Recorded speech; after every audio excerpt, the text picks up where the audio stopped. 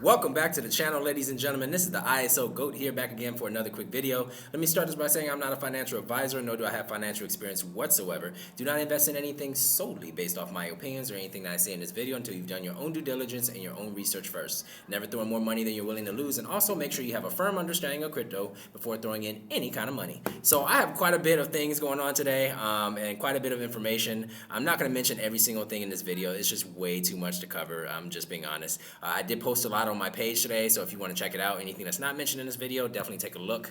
Use your own discernment and definitely do your own research in regards to that.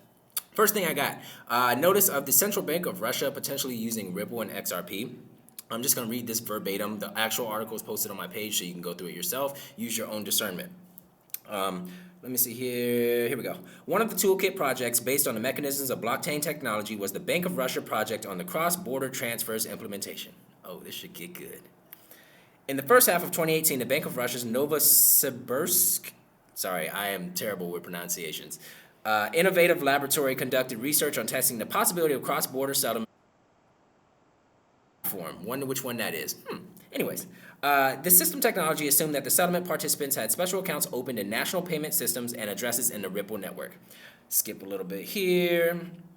Here we go. Based on the research results, it was concluded that the Ripple platform can be considered as the basis for starting work on creating a system of cross-border payments, provided that the following organizational, legal, and technical issues are resolved. And then it mentions a couple of bullet points. I'm not going to go too far into that, but that is literally verbatim from the actual article. You can use your own discernment. Next thing I have is from hoover.org. I'm just going to read this excerpt to you. Once again, this is also on my page. I just wanted to take bits and pieces of this article. There's way too much to cover just to, put it all in one video, so I'm not even going to try to do that. It is possible to envisage even more adventurous arrangements. For instance, a special drawing rights-based stablecoin issued by a multilateral agency, reminiscent of John Maynard Keynes' proposed supranational currency, Bancor, which would be exchangeable with any national currency. Any national currency could thus be convertible into any other national currency in 2 steps via the stablecoin. Oh man, there are several stablecoins that have been mentioned by several different entities, including Harvard as well as the World Bank. Wonder what they are. The article continues. Such an arrangement would resemble the cross-border payment system that Ripple currently operates with its XRP currency and is just one of the variety of possible alternatives. I'll just finish the paragraph. It did mention XRP, just saying. Any democratic alternative should allow for private sector solutions. Multi-currency corridors, for instance, should not rule out the use of regulated private stablecoins or cryptocurrencies, even though such solutions might require additional regulation. We are currently waiting on regulation here in the United States. There's other nations around the world that already have some form or fashion of regulations, okay? I don't think it's by accident. I think it is on purpose. I think it is intentional. I think that it is to weed out the people that are currently in the space. They don't want you to have the heads up on what's coming. But we all know that there's a new financial system coming, and I'll go into that as well later on in this video. So that article is also posted on my page. You can use your own discernment. Research, obviously, do your own research as well on top of what I tell you, but hey, I'm just throwing this out there for you to, compile your thoughts and, think about some of these things that are happening in the world. Next thing, shout out to XRP Crypto Wolf. Prominent crypto analyst Willy Woo believes that Ethereum is already being controlled by the U.S. government. I'm not even going to comment on that one. I think that JP, anyways, never mind. I'm just going to leave that there. Next one, shout out to, what is this? This is from an article on flow.db.com about cash management. I'm just taking an excerpt out of here. It talks about XRP, so I thought it was kind of interesting, so I wanted to bring it to your attention. This is also posted on my page, so you can read through the entire article if you would like at your own leisure. For example, QLix, a U.S. non-bank financial institution, is now using XRapid to make payments from the U.S. to Mexico. Use case. Gotta love it. QLix can send a payment in US dollars, which gets converted into XRP through a digital exchange such as Bitso in Mexico, and then locally converts that XRP instantly into Mexican pesos to make the payment. I'm not going to read through the rest of this. I mean, they mention XRP in there. They're setting this up to be a bridge, okay? Literally for anything of value, okay? Anything and everything. And I think it's coming. Whether people want to see the writing on the wall, that's ultimately up to you. Time frames, nobody's going to know the exact time. I'm just planning accordingly, whether it's tomorrow, whether it's 3 years from now, whether it's 5 years from now. There's enough documentation out there to show that something big is probably coming and going on behind the scenes. I'll continue. Next thing. There was an article on Leeway Hertz. I actually posted this on my page. I want you guys to take a look at it. It gives like a little breakdown of everything. It talks about how the Stellar blockchain payment system works and how it's set up, how it's got the intricacies and everything. I'm not gonna go too far into that, but you can look at that yourself. Check out the article. But I did take an excerpt. The blockchain payment system is not complicated. For a clear idea, we have explained how a cross-border payment will occur through a Stellar blockchain payment system with the help of an example. Just thought it was interesting. They throw Stellar out there. I also think Stellar is going to be a powerhouse in the future. Now, the distant future, the near future, nobody knows. Just as a caveat. So I'm not going to go too far into that. It gives an example. This is some kind of documentation. Here we go. International Journal of Economics, Commerce, and Management in the UK. They basically talked about blockchain interoperability with legacy infrastructure. Obviously, we know certain businesses and cryptocurrencies might be associated with this. But it does mention Ripple XRP is actually number 2. Number 1 was the IBM and Maersk shipping blockchain. And then number 2 is Ripple/XRP. So XRP is also snuck in there. Would you look at that, man? XRP, it has no use case though. Anyways, especially their RippleNet interbank network. I find that quite interesting myself. Next thing, shout out to Crypto Lou, that's my man right there. Guys, there's no need to worry about Partier outperforming XRP. Both companies offer solutions for cross-border payments using blockchain, but XRP is way faster and clearly more widely used. No need to stress. Signed, sealed, delivered. I also agree with that sentiment. I'm not going to go too far into this. There's just one excerpt from this that I want to take from you. The name of the article is Swift and Ripple, the Payment Challengers. And then there's basically, you can go through it. It's maybe 2 pages, 3 pages. RippleNet, this is a quote by the way, is beginning to gain traction as the alternative to the traditional model.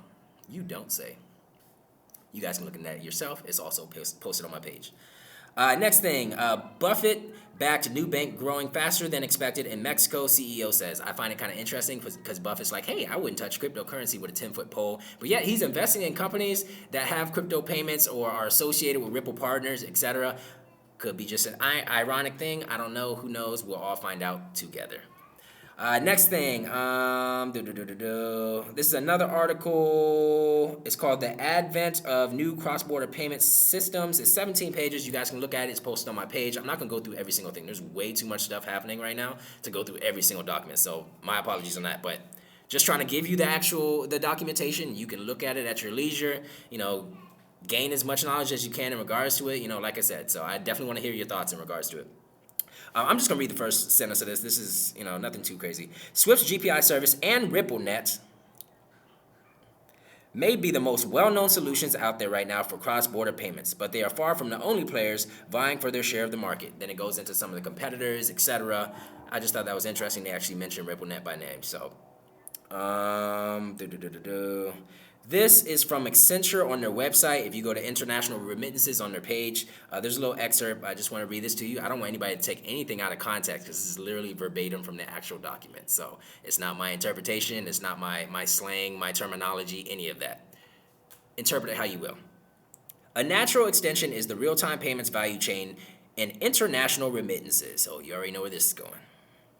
SCT and INST, a real-time credit payment service in Europe is already implementing the service in the 34 single euro payments area. That's SEPA zones. Ripple, a technology partner, is offering international remittances through a decentralized payments network. The ISO 20022 standard, whoa, that's thrown in there too, that's interesting, which is being adopted in most real-time payment systems, can assist in international remittances. You don't say. Okay, that's pretty interesting. Like I said on my page, you can check it out yourself. Next thing, shout out to ISO 20022, let's do it. India is ready to go live, just waiting RBI for the signal. Hold your breath. That's posted on my page, you can look into that. I'll skip that. President Biden apparently over the holidays signed a Quantum Cybersecurity Preparedness Act into law. Don't think this is ironic. You might want to look into this, look at some of the major points in regards to this and see if any red flags go off for yourself. Next thing, shout out to ISO 20022, let's do it again. Harvard just confirmed that the patent that Visa is making for digital fiat currency is using XRP and XLM in 2022. I posted these diagrams on my page. It literally says XRP and XLM. So if somebody wants to take that out of context, that's entirely your prerogative, but it is literally verbatim from the article. And the article is actually posted too, so you can look at that. Next thing, I'm going to skip that. I'm not going to go through all this. Ripple partner launches near instant cross-border P2P, peer-to-peer payments with Visa. Obviously, we know that's important, very big. That's the diagram. Skip that. I want y'all to be aware of crypto scams too. I posted this on my page. So apparently somebody got scammed through WhatsApp. If you see anything from WhatsApp like, hey, message me, hey, send me this, hey, message this phone number, don't do it. They're probably trying to take your crypto. If it seems too good to be true, 9 times out of 10, it probably is too good to be true. Just as a caveat.